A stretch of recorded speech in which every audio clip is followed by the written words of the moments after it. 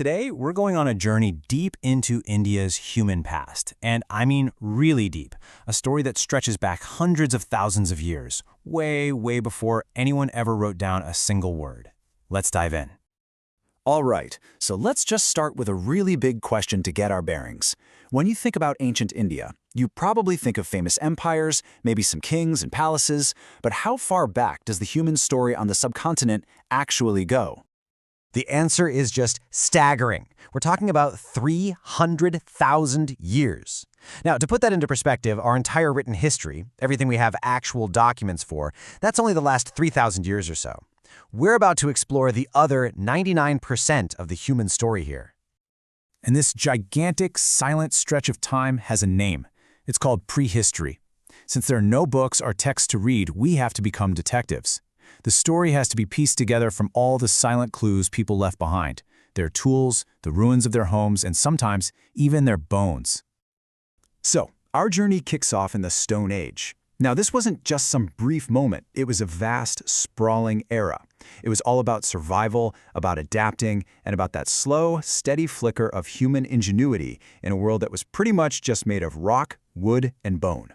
You see, stone tools, they aren't just simple objects. You really have to think of them as fossils of ideas.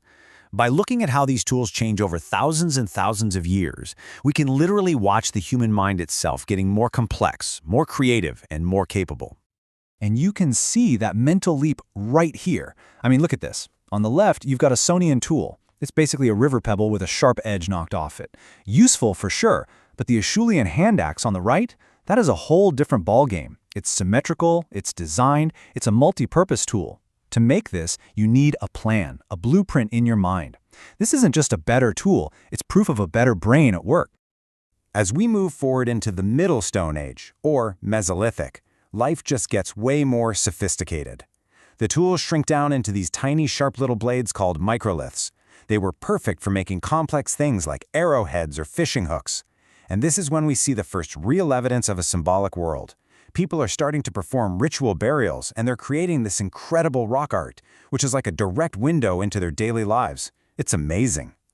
Now, all of this innovation is building towards something that is arguably the single biggest change in the entire human story, the Neolithic Revolution.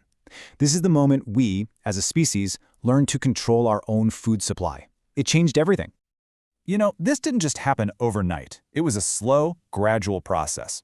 First, people were just gathering wild grains they found. Then, they figured out, hey, what if we plant these on purpose? At the same time, they started taming useful animals. And what's the logical final step? Well, you can't just walk away from your crops, so you build permanent homes and villages. You settle down. And this new settled lifestyle, it demanded a whole new toolkit.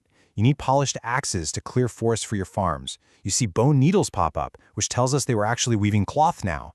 And maybe the most important invention of all, pottery. Suddenly you have a way to store your extra grains safe from pests and a way to cook entirely new kinds of food.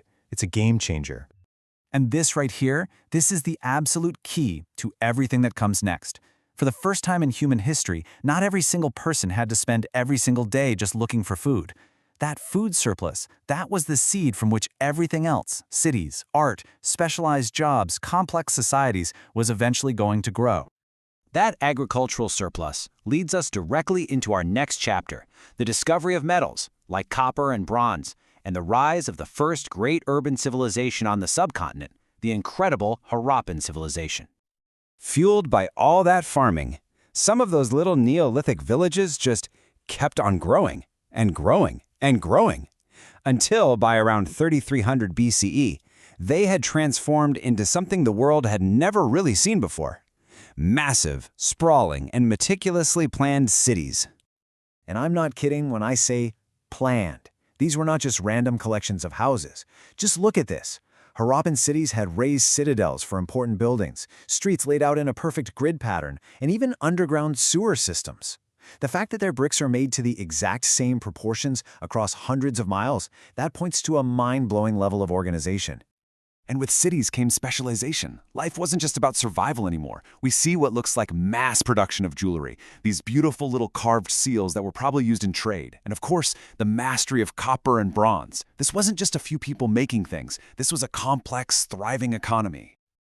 So to make all this cool stuff, they had to get the raw materials from somewhere, right? And this chart just shows how far their reach was. They were getting shell all the way from the coast of Gujarat, copper from the deserts of Rajasthan.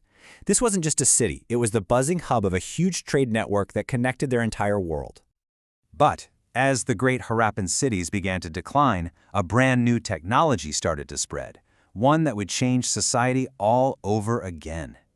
We're now entering the final phase of prehistory, the Iron Age, a time marked by these mysterious and absolutely massive stone monuments. And these structures are called megaliths, which literally just means great stones. You can find them dotted all across the landscape of peninsular India. They were built as tombs and memorials, a really powerful and lasting legacy for the communities of the Iron Age. The Iron Age, of course, brought with it tougher, more efficient tools and weapons. Society seems to have been organized into chiefdoms, living on a mix of farming and raising animals. They had their own distinctive style of pottery, and their elaborate burials, sometimes including prized possessions like horses, they suggest a world of powerful leaders, status, and complex rituals for honoring the dead. You know, this chart does a great job of summing up our entire 300,000-year journey. You can literally see the story unfold. Look at the total dominance of stone back in the Paleolithic. Then you see new materials like bone creeping in during the Neolithic. And finally, the revolutionary takeover of iron, a technology that really set the stage for all the historical empires that were to come. So, we've traveled from the simplest stone choppers all the way to the dawn of iron.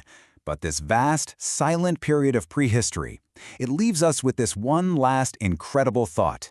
Almost everything we know has been a surprise, pieced together from tiny fragments. It really makes you wonder, what other amazing stories, what other secrets from our deep, deep past are still out there, just lying buried right beneath our feet?